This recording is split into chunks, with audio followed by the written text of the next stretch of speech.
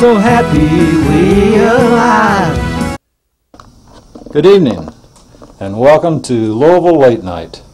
This evening we're in beautiful San Francisco, California.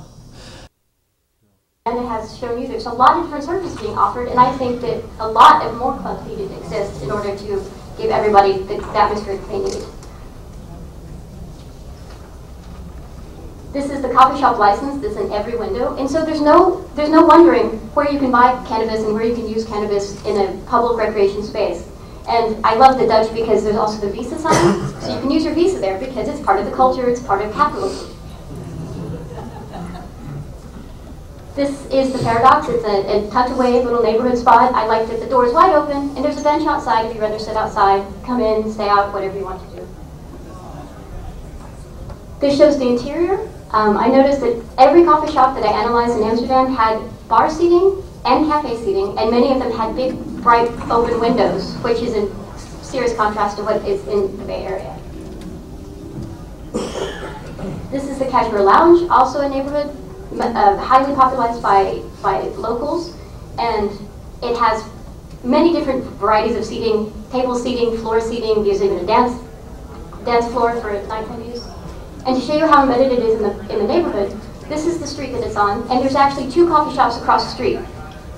So they're very densely concentrated, and they're embedded into the urban fabric. And this is to show that really you can't have too dense of a concentration of cannabis spaces. In this one small block, 3 of the 4 spaces are coffee shops. One appeals to people who want to listen to rock music while they're getting stoned. One is the Bulldog, which appeals to a lot of tourists that want kind of a cleaner, more sterile environment. And then the end is the Doors. And you can sit outside in 2 of the 3 of them. And I say that with economic success comes power and persistence to affect society, and is evidenced by Henk de Vries' large commercial chain of coffee shops, the Bulldog, if any of you are familiar with this. The Bulldog Palace here is a hotel, a gift shop, and a restaurant, in addition to being a coffee shop, and is in the center of the Leech Plain tourist square. And this particular location is in a former police station. And the authorities tried to get him out because they felt that it was really an insulting move. But Henk has enough economic and political power now, based on cannabis consumption and cannabis sales, that he could not be moved out, so he's still in this very prime location. So I say that the Netherlands is no longer alone in thinking that cannabis policy is characterized by the great discrepancy between formal prohibition and informal acceptance. The public is entitled to legislation that is explicit and legislation that is enforced. With regulations comes legitimation. In San Francisco, the shape and the landscape is going to change because of regulations. There are some that are going to close. There are some that are just going to go further underground. There are going to be collectives that they believe can operate still legally within the law and not get the licensing, which will also be okay. But there will be a handful that will merge integrated into the urban fabric, and all pot smokers, all people tolerant of cannabis and cannabis use will be better for there being more obvious, more visible spaces. I wanted to include this one that I think is a really great model. It's Richard Lee's Coffee Shop SR71. It is a coffee shop and also a cafe. So if you don't have a medical marijuana card, you can go in and buy coffee. And they just keep the sales of the cannabis from medicinal use separate. And I think it's a great way to have them open, visible spaces. Why not let all of them be places we can go get yoga and maybe play bingo, and you can only purchase if you're a patient, but you can actually hang out. If you have friends that are sick, you need to help them get there. Don't have to be official caregiver, but let them be more integrated with all of us. And I just wanted to put up one quick map. Sorry, there's a lot of text, so don't try to read it all because I'm going to flip it before you can see it all. This is a map of the 219 current cannabis dispensaries that I got from the Cal Normal site.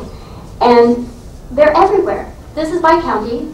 The cities, the urban centers typically have a lot more, but they're in some really tiny communities too. There's 219 total, from Ukiah to Chico, Guerneville, Tulare. Yes, even Weed, California has some, glad to know.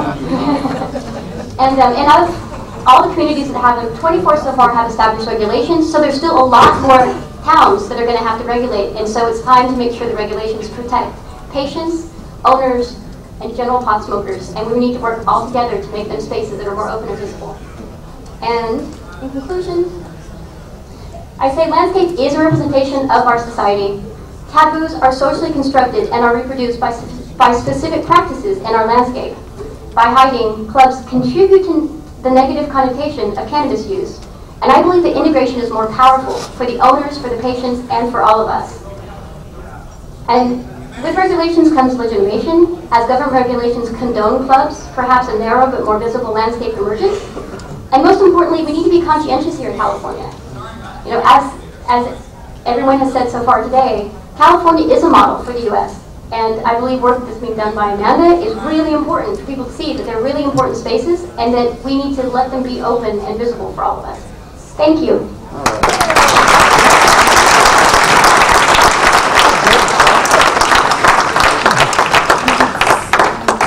What uplifting research there. Looking both at Amsterdam and at the U.S. as a model. I recently traveled to Holland in January for the first time in my career, and I was surprised at how quickly integrated it had become into the institutional fabric of their society. I mean, their law had only softened in 1976, and now look at it. It's part of the way that they do business every day. And that being said, it was announced briefly that I've been given the awarded contract in Alameda County by our local health department to implement the state SB 420 identification card in our county.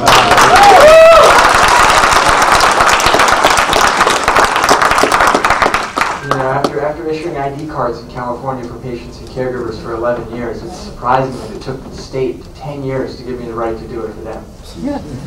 But that being said, we're going to represent their card well. We see that it's a way for patients that are afraid of prosecution, afraid of not being recognized by law enforcement or public officials, taking a new badge of honor and taking it forward into the next step forward. Because we look at this movement as baby steps. We're not going to get everything we want in one day. But, you know, as it was said, Rome wasn't built in a day. And we're trying to rebuild our own community the way that we want it. And that's slow, because we may not all see the same characteristics that we want, but we kind of have to educate and further bring people together on the things that we share in common and build from that. That being said, I don't really need to introduce the next speaker. He's everywhere in the state, running different things here and there, active in Berkeley and LA. His name is Duncan, and I hope that he brings some interest to the area.